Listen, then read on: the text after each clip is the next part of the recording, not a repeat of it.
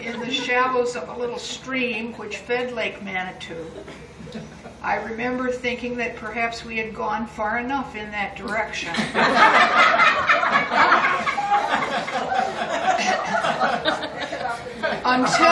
Until I realized that the task at hand was to get out and drag the heavy steel canoe over the slippery little stones and running water as far as the eye could see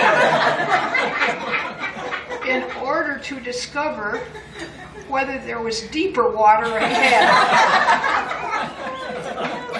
I found myself suddenly aware that we probably would have to return over the same difficulty in order to go back home.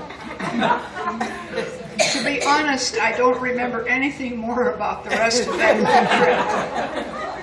But Jane still has that beloved canoe.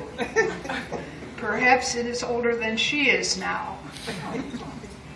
And she has rigged it up with pulleys and lines to a tree so that it can be launched easily all by herself.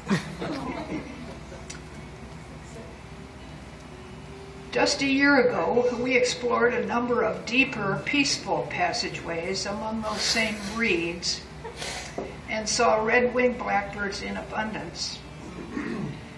This time I was able to admit to Jane that if we ran aground, I would be of no use to her, as I could probably neither get out of or back into the canoe from the stream at this point in my life.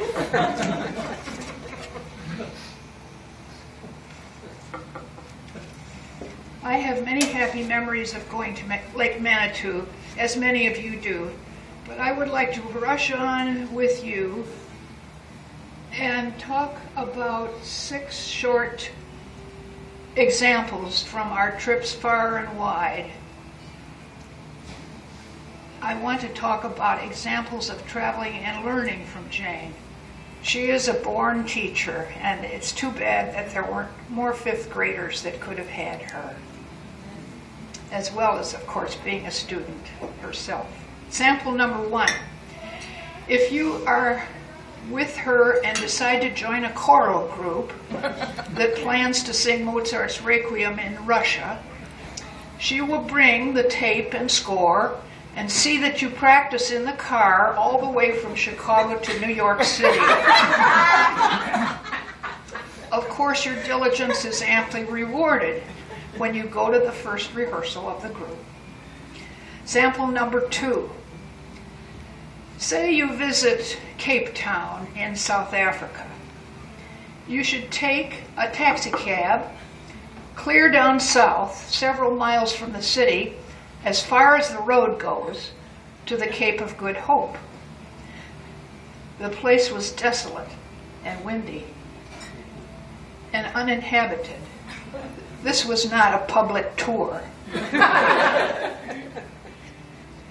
As you clamber down the big gray rocks toward the water, you can actually see the place where the color of the Atlantic Ocean meets the different color of the Pacific Ocean. I kind of remember that it really works that way. Little did I know when I had that first canoe trip in Lake Manitou that I would someday follow my Pied Piper friend to the very bottom tip of Africa. Unforgettable. Number 3 sample. If you visit the Galapagos Islands, be sure that you are equipped with appropriate pamphlets about the various wonderful creatures there. And among many facts, you may learn about the fascinating evolution of the beaks of certain birds. I think, were these finches, Jane? Yes. Yes. I didn't dare call you to ask you.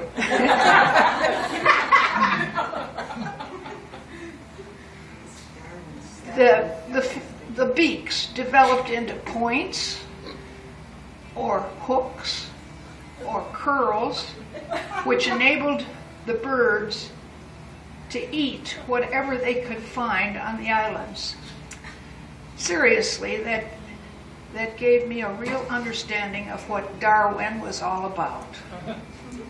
Number 4, if you decide to rent a car in Tanzania, you would have to have seen Jane inspecting everything carefully.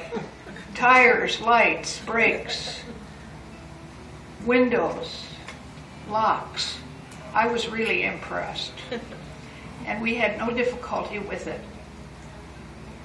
What memories of the sounds and sights of Africa. And some of you know that Jane recorded some of the sounds in the middle of the night from our reserved rented camp dwelling. Sample number 5. Again, when stargazing, and this is a familiar theme already, from your chartered sailboat in the British Virgin Islands, you can stand by the mast of the night at night and look straight up and see the constellation Leo the Lion.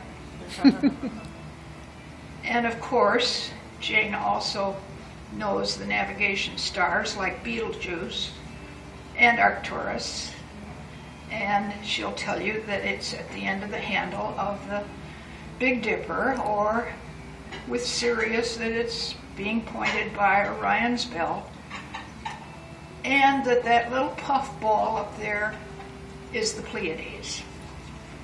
Thank you, Mark, for talking about that.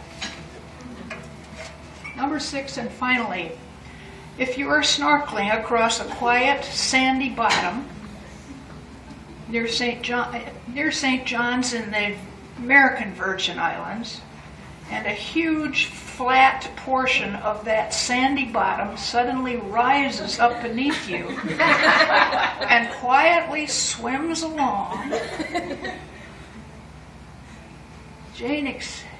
then you can come to the surface and hear Jane excitedly exclaim, "That was a flounder."